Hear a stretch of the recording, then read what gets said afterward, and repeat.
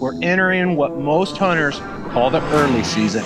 Deer season has either opened in some states or it's going to be opening soon. It's this very small window of time where deer are usually still on a food cover pattern and before we start seeing more and more rut type activity. However, this can be a great time to tag some venison and even a good buck. Hunters have several things going for them when they're hunting the early season. And one of those is deer are most likely still on a food cover pattern. Maybe you've had a trail camera out or you've been out in a blind scouting plots, seeing those velvet bucks coming every afternoon to a food plot and they're head down feeding. Well, typically those first few days of season, those deer are probably still on those patterns. And if you can slide in and cut that buck off, going from cover to food, man, that can be a great hunting strategy during the early season. Remember, deer have to consume a lot of food each day. So if you can find that food source that deer's coming to every afternoon, you may have a crack at them very early in the season. However, food sources are just about to change. Maybe the crop is hardening off. Maybe it was a soybean field you were hunting and those soybeans are starting to turn yellow. Or maybe it is native vegetation and they're hardening off, starting to go to seed and not as palatable. We're right on the edge of acorns starting to fall across much of the whitetails range. And when that happens, those food sources change very quickly and those patterns go out the window because they're likely starting to use a different food source. The food sources are changing and so are the deer's dietary needs. The nutrition they needed throughout the summer was those high protein diets. They needed that protein for antler development, milk production.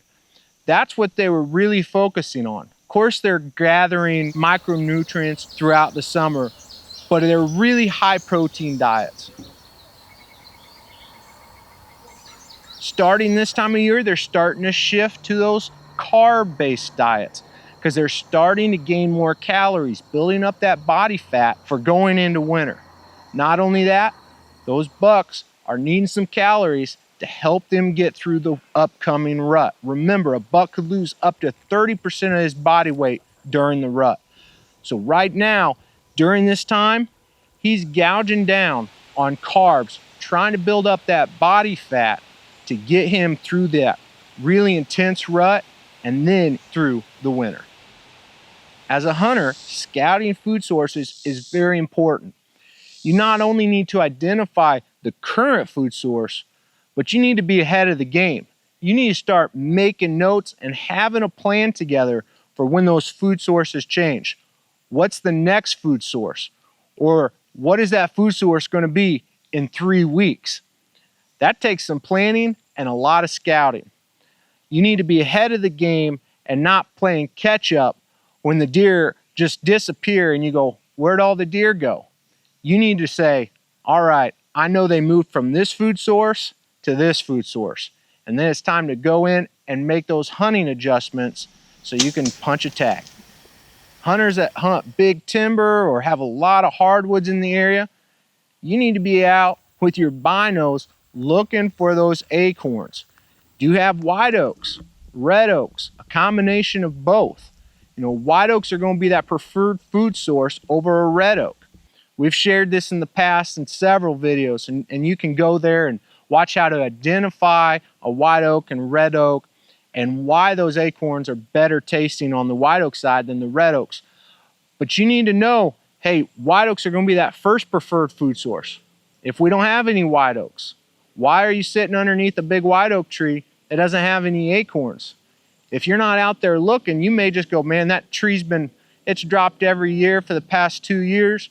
But if there's no acorns there this year, there's probably not going to be deer there this year. So you need to find that current food source and look forward.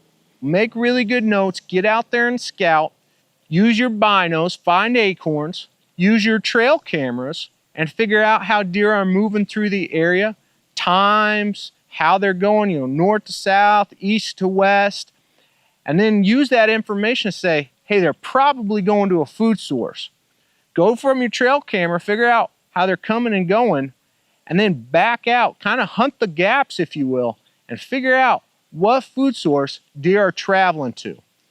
That's a great way to get some really good information. Say, hey, there's a lot of deer traveling through here. Maybe they're not feeding right in front of the camera, but obviously these deer are going to a food source. I need to put some time in, go do some scouting, and figure out where that food source is. If you find that food source, or you get to a spot where you just find a pile of sign, maybe you're under a big oak and there's just droppings everywhere, but it's down in a holler and that wind's gonna swirl, and I mean there's just sign everywhere. You might have to back out and hunt the edges. Get to an area that you can effectively hunt, an area that you can enter, hunt, and exit without alerting deer, because you could quickly blow out that area and deer start using that food source at night. So you need to think about your hunting strategy. If you find really good sign, and this applies throughout the hunting season, maybe later on you find a hot scrape or there's a heavy deer trail or rub line. A lot of times some of that really good sign is because there's deer concentrated there spending a lot of time there. Usually it's to the benefit of the deer. They're making a living out there, and if they're spending a lot of time there, it's probably because the thermals are working for them, the wind swirling is such where they feel like they have 360 protection. There's probably an advantage for a deer in that area. So if you find that sign, you may need to back out, find that edge almost, that little transition area or travel corridor, dumping into that fresh sign, and you need to hunt there where the wind's going to be more consistent, or you can have a better approach without alerting deer.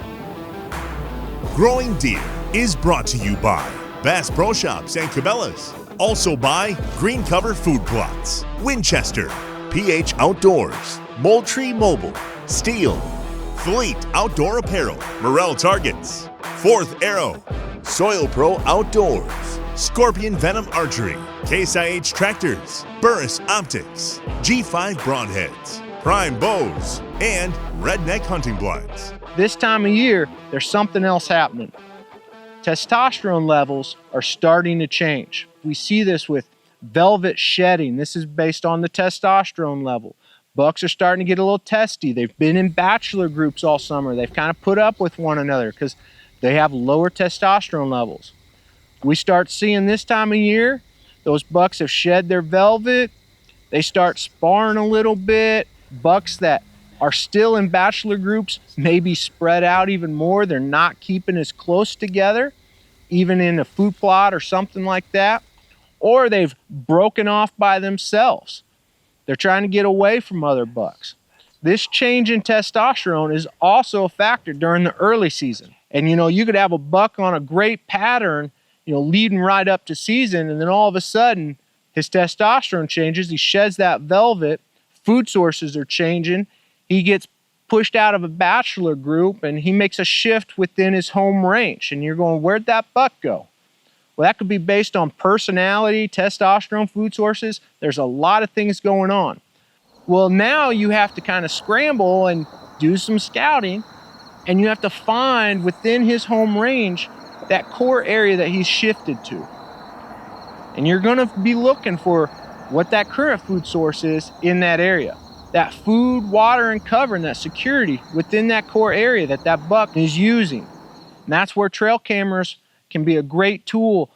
Get several trail cameras out there, get them working for you 24/7, and try to figure out how that deer is moving through an area that maybe you haven't scouted or really wasn't on your radar coming into season, as that deer is shifting within his home range. Food sources and the change in testosterone are two very important things to keep in mind if you want to be successful during the early season. You've got to find that current and that future food source and understand how a buck is going to shift within his home range. Those big changes are going to be the difference between holding on to that tag later on into the season or coming home with fresh venison and a nice set of antlers during the early season. The early season is just one window of time during hunting season. We've still got the pre-rut, rut, and the late season, and there's some great hunting still to come. So if you're still holding on to a tag later on in the season, stay tuned, because we're going to be sharing tips and techniques for hunting those portions and throughout the season. Make sure you stay up to date on our social media, as we'll be sharing daily updates of what we're seeing in the woods, deer behavior, and the changes we're seeing here at the Proving Grounds too. I hope you're able to get outside this week, get some trail cameras out, do some scouting with binos, find those current food sources. But no matter what, make sure you slow down, listen to the Creator and the purpose He has for your life. Thanks for watching Growing Deer.